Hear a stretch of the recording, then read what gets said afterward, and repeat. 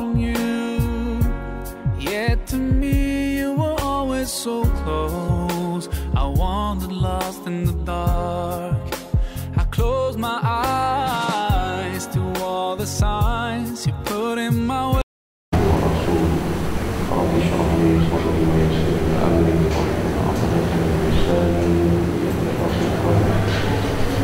سبحانك لا علم لنا إلا ما علمتنا إنك أنت العليم الحكيم ولا حول ولا قوة إلا بالله العلي العظيم. الحمد لله yang kita semua bersyukur.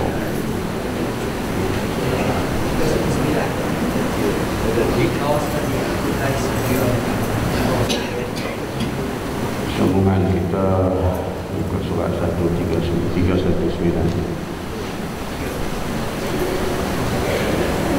Bismillahirrahmanirrahim. Abu Thais meriwayatkan dengan sanadnya daripada Al-Hasan Al-Basri berkata, saya mencari khutbah Nabi SAW tiap Jumaat selama 4 tahun tidak bertemu. Tiba-tiba saya mendapat berita bahawa itu ada pada seorang sahabat Ansar, dan ketika ditemui ialah Jabir bin Abdullah radhiyallahu anhu. Maka saya bertanya, apakah benar engkau telah mendengar khutbah Nabi SAW yang dibaca tiap-tiap Jumaat? Jawabnya dia, saya telah mendengar Rasulullah SAW bersabda, Ayyuhan nas, inna lakum ma'alima fantahu ila ma'alimikum wa innakum nihayatan fantahu ila nihayatikum. Wa innal abda al-mu'mina bayna makhafatain bayna ajalin qad madha la yadri mallahu sadi'un bihi wa bayna ajalin qad taqiya la yadri mallahu qadin fihi falyatajarwadi al-abdu min nafsihi li nafsihi wa min hayatihi min mautihi wa min syababihi li kabirihi wa min dunya la akhirati fa inna dunya khuliqat lakum wa antum khuliqtum lil akhirah fa walladhi nafsi biyadihi ma ba'dal maut min musta'atabin wa la ba'da dunya darin illa al-jannah aw an-nar. Aqulu qawli hadha wa astaghfirullah li wa lakum. Wahai orang-orang, sesungguhnya kamu telah ada petunjuk-petunjuk, maka berhati-hatilah pada petunjuk-petunjuk jalan itu, dan kamu juga mempunyai batas, maka berhati-hatilah terhadap batas-batas yang ditentukan bagi kamu itu. Sesungguhnya seorang hamba yang mukmin berada di antara dua ketakutan, antara ajal yang lalu, ia tidak mengetahui bagaimana Allah akan berbuat kepadanya, dan masa akan datang juga tidak mengetahui apa yang terjadi pada dirinya. Karena itu tiap-tiap orang harus berbekal amal kepentingan dirinya sendiri dari masa hidupnya untuk mati, dan masa mudanya untuk masa tuanya, dari dunianya untuk akhirat. Maka dunia ini dijadikan untuk kamu, dan kamu dijadikan untuk akhirat. Demi Allah, dan jiwa aku ada di tangannya, sesudah mati tidak ada jalan untuk taubat, dan sesudah dunia tidak ada tempat kembali syurga atau neraka. Saya ucapkan kata-kataku ini, dan aku mohon ampun kepada Allah untukku dan umat-umatku. Bila jemaah yang dirahmati Allah, tajuk kita berkenaan mengabaikan dunia atau menolaknya. Jadi kata Abu Thais dengan mengambil sanad daripada Hasan Al-Basri, maka dia kata mencari khutbah Nabi, iaitu khutbah yang dibaca pada hari Jumaat.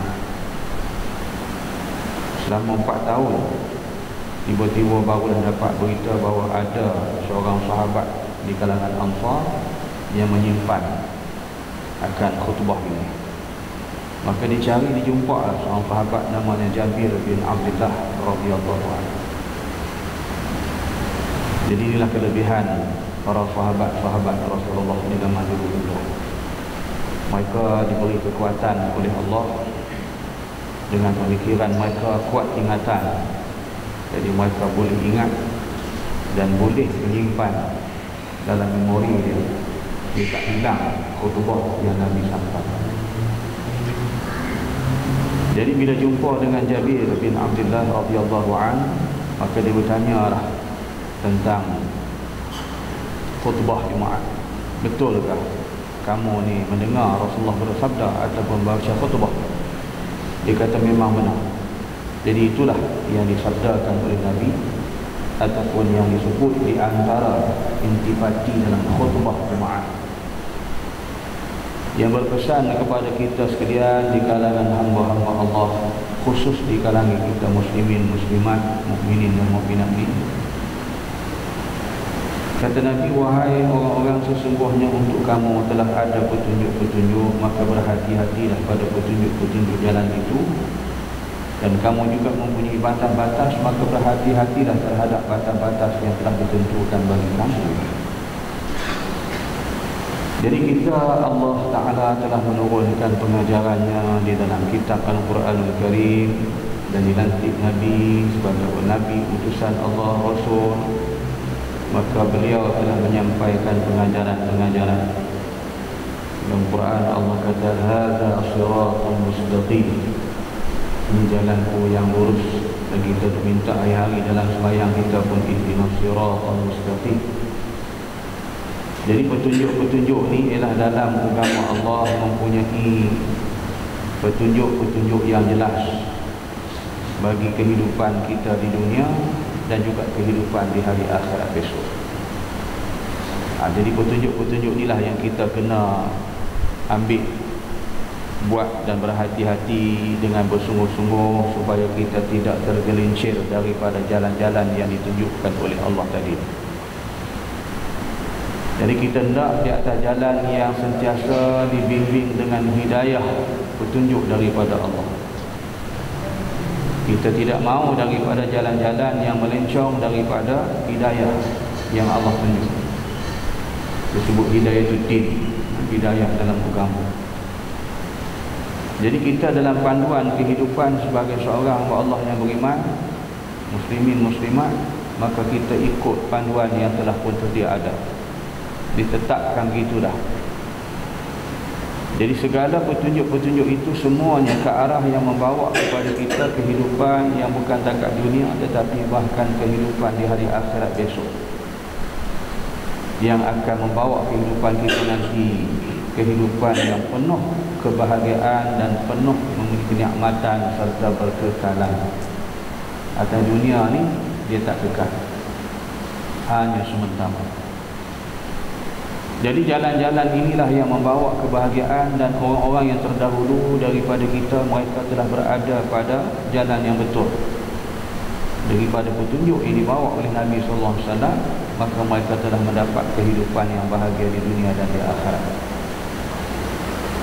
Itu yang disebut di antara sahabat-sahabat Nabi ini kumpul dalam mengikut fakta sejarah. Dia kata ada 60 orang sahabat Nabi yang begitu baik dan orang yang benar-benar beriman kepada Allah. Dan mereka juga terkenal sebagai panglima-panglima Islam yang gagah perkasa mempertahankan Islam. Pernah terbit dalam pasaran tahun 80 berapa dulu, 60, kisah 60 sahabat Rasulullah. Tapi tak sempat berapa lama, percetakan itu dihentikan, diharamkan oleh kerajaan Malaysia. Pada guna jual buku itu, dirampas. Kita pun tak tahu apa sebab. Bukan ada ajaran sesat apa. Cerita kisah 60 sahabat dicetak di Singapura. Satu nama percetakan di China. Tak boleh jual buku itu.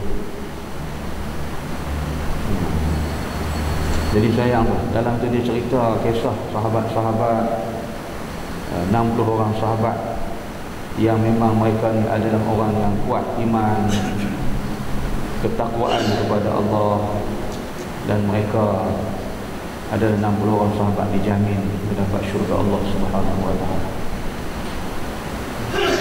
Jadi itulah yang petunjuk jalan-jalan ni.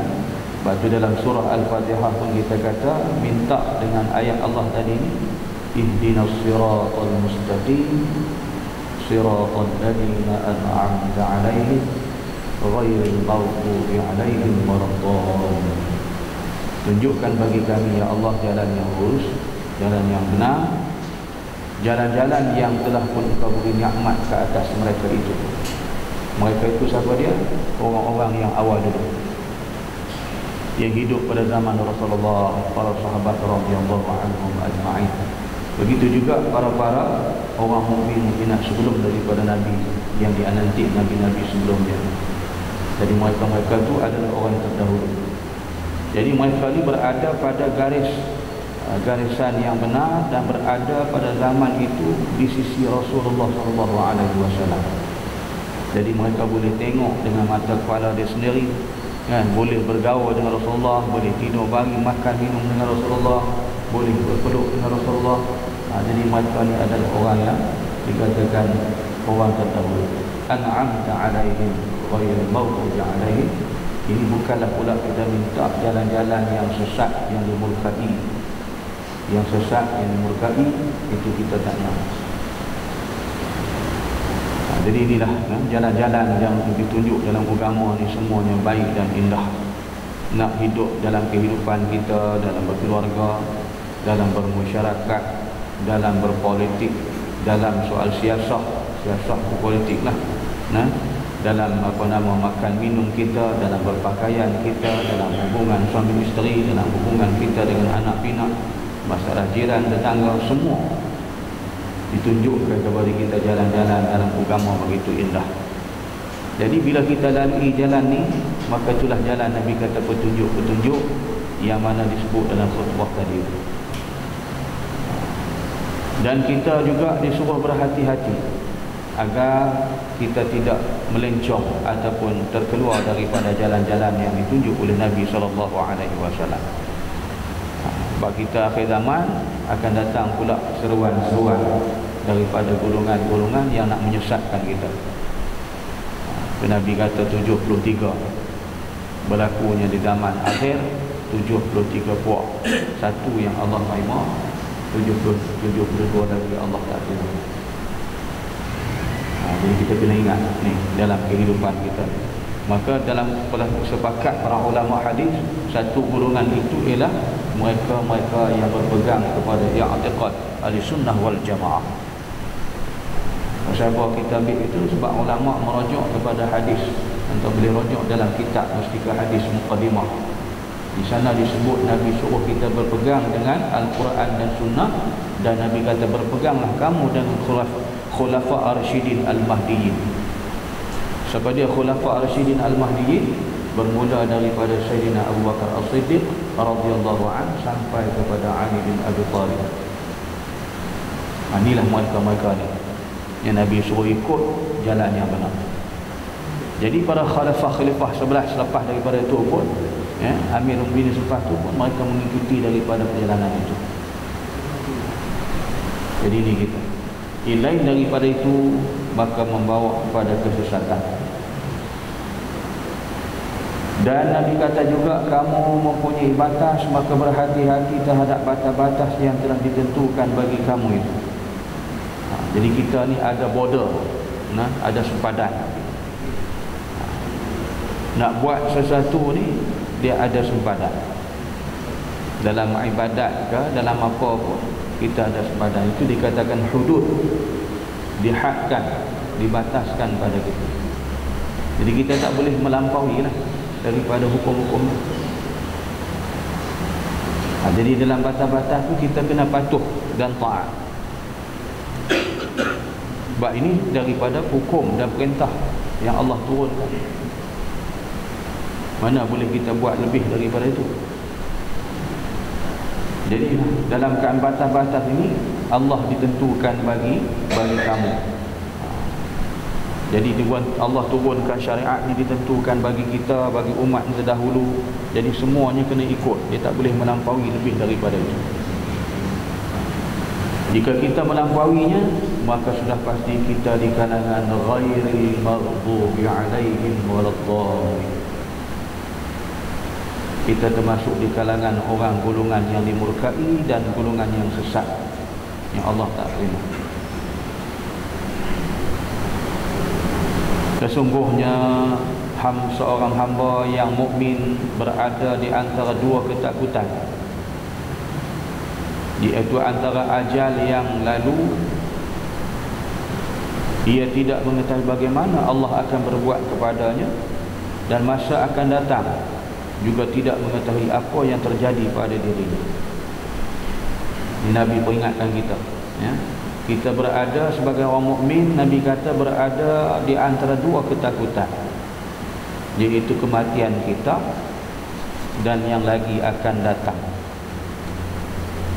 Yang ni dalam pengetahuan Allah. Bila masa, tarikh, berapa hari, bulan, hari apa, tahun bila, tak ada siapa pun dapat mengetahui. Semua dalam ilmu Allah, rahsia. Kita ni boleh buat ialah dengan beribadat kepada Allah. Persiapan-persiapan yang kita buat dari hari ke minggu, minggu ke bulan, bulan ke tahun, makin hari makin giat, makin bertambah-tambah. Dia sepatutnya macam tu.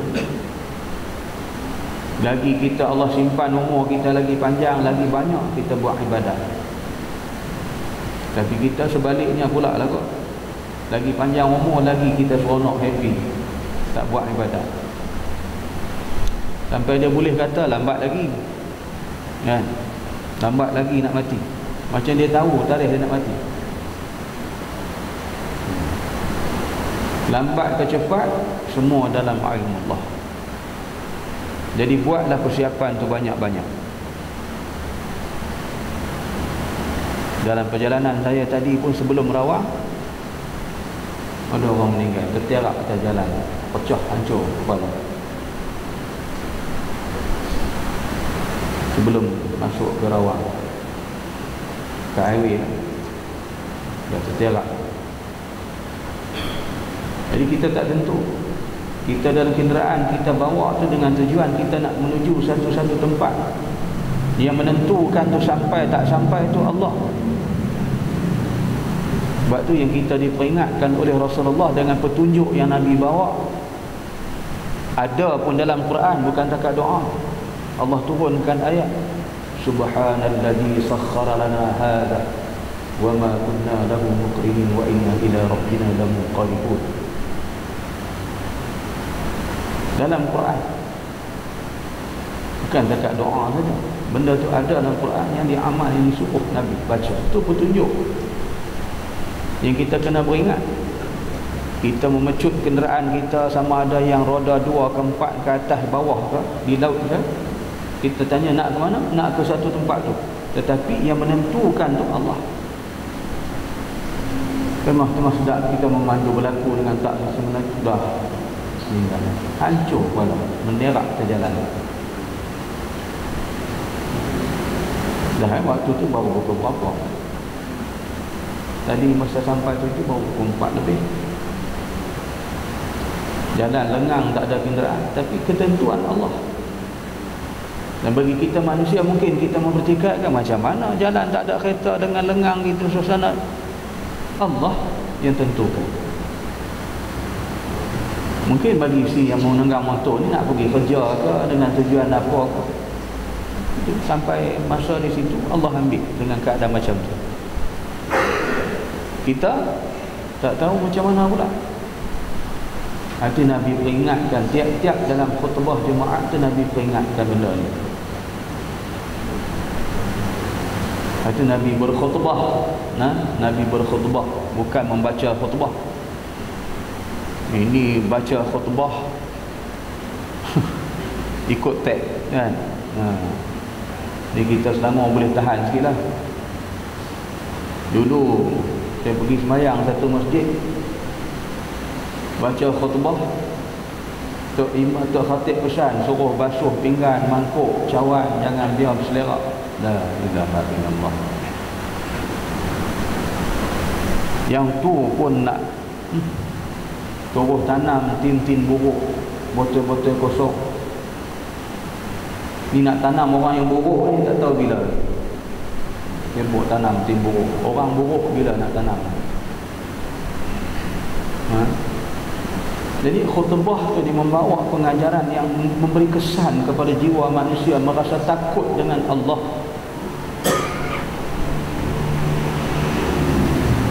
Tapi kita ni takut dengan arahan manusia, patuh baca teks. Benda tu kita boleh menyatakan benda-benda yang mana Nabi sebut macam ni. Dan inilah ketakutan yang dihadapi oleh kita di kalangan hamba Allah, di kalangan orang yang mukmin. Orang yang tak mukmin, yang tak mukminat, dia tak rasa takut lah, kan? Dia hidup seronok je. Sebab tu dalam surah Al-Ahzab, tuan-tuan balik buka dalam surah Al-Ahzab, Allah sebut tu, innal muslimina wal muslimat wal mu'minina wal mu'minat.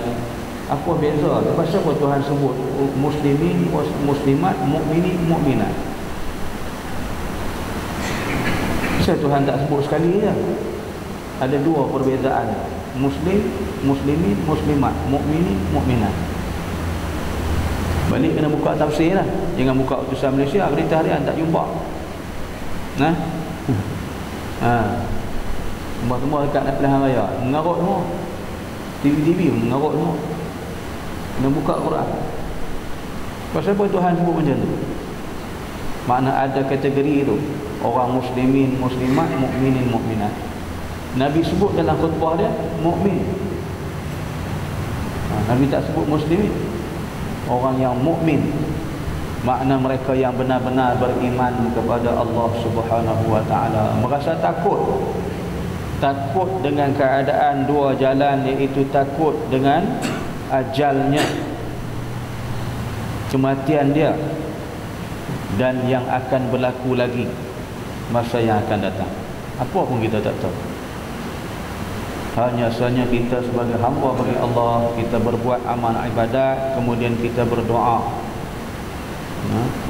Dan sebagai sifat orang yang mukmin, maka mereka itu dalam keadaan, kata Allah, allazina yadhkuruna Allaha qiyaman wa qu'udan wa 'ala junubihim wa yatafakkaruna fi khalqis samawati wal ardh.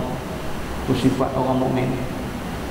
Mereka dalam keadaan berdiri, dalam keadaan duduk, dalam keadaan berbaring, yadhkuruna Allah, sentiasa mengingati Allah.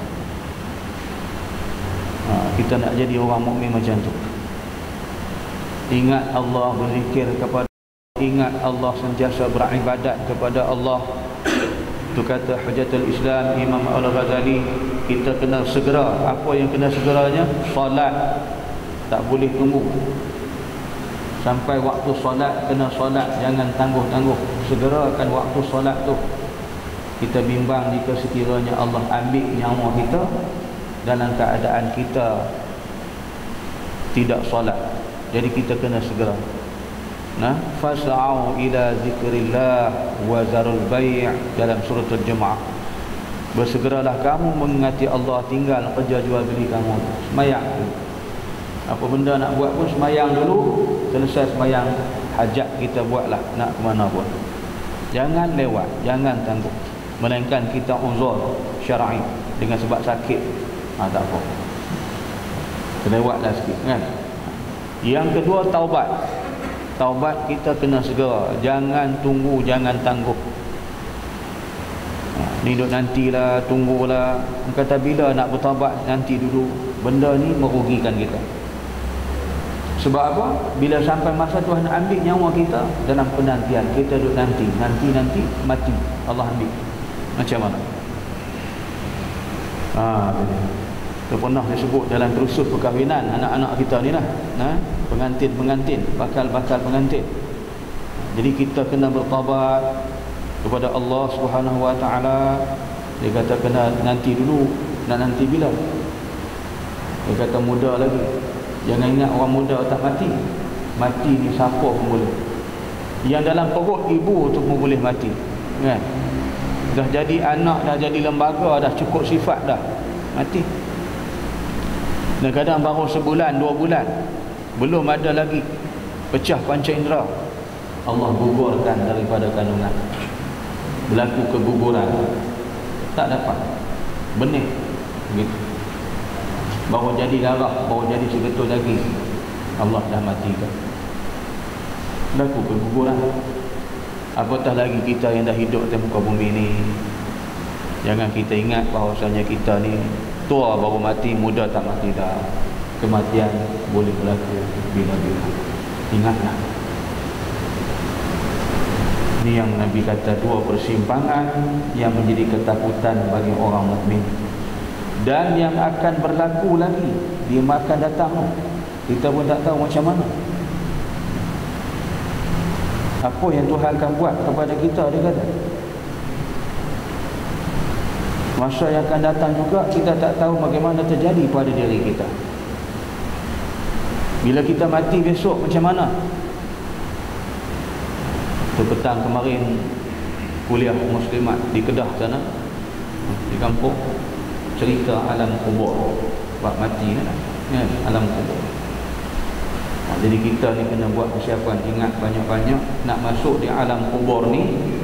Di situlah menentukan habuan nasib kita. Bagi orang yang mukmin, kata Al-Faqih Ja'far bin Al-Faqih mengatakan, orang yang mukmin bila mati ditanam dia kuburnya, Allah luaskan, lapangkan 70 hasta. Jadi luas, lapang. Sebab tu dalam hadis Nabi, atau kama qala, Nabi kata ada kalanya kubur itu menjadi taman-taman syurga, tetapi ada kalanya menjadi jurang api neraka Allah. Jadi bagi orang yang mukmin adalah mereka yang mati dengan mukmin, orang yang bertakwa, Allah luaskan kuburnya 70 hasta. Biasa kita kubur berapa dalam? 6 kaki. 6 kaki, lebar 4 kaki. Itu yang dulu dia ambil simbol kubur 46 kan. Mati tak ada batu nisan sampai sekarang. Jangan dibubuh macam tu. 6 kaki dalam 4 kaki lebar. Kemudian kita lekuk yang lahat sikit. Kita ambil pengajaran tu. Di antara yang disebut dalam kitab Tanbihul Ghafilin, Hak Jawi pun ada, di sana disebut bahawa orang yang mati tak sembahyang akan terima seksa di alam kubur. Itu yang satu jenazah, dia meninggal. Bila dia meninggal, anak dia mari cari di surau. Tanya orang surau. Kebetulan malam tu jemaah ada mengaji di surau. Sahabat saya mengajar di surau. Dia mari cari, dia tanya mana Pak Imam. Pak Imam pun tak kenal, pasal rajin mari surau. Jadi jemaah tanya nak buat apa? Ada apa masalah? Ayah saya meninggal, minta tolong datang rumah. Jadi ringkas cerita, sahabat-sahabat pergilah dengan kawan saya ni, baru sudah mengajar. Masuk dalam rumah, ya Allah, busuk, ya Allah, macam bangkai. Seminggu tak ditanam. Satu rumah busuk. Tanya dia bila ayah meninggal ni, bila? Dia kata baru 6 jam lebih kurang. Tapi busuk macam bangkai, seminggu tak ditanam.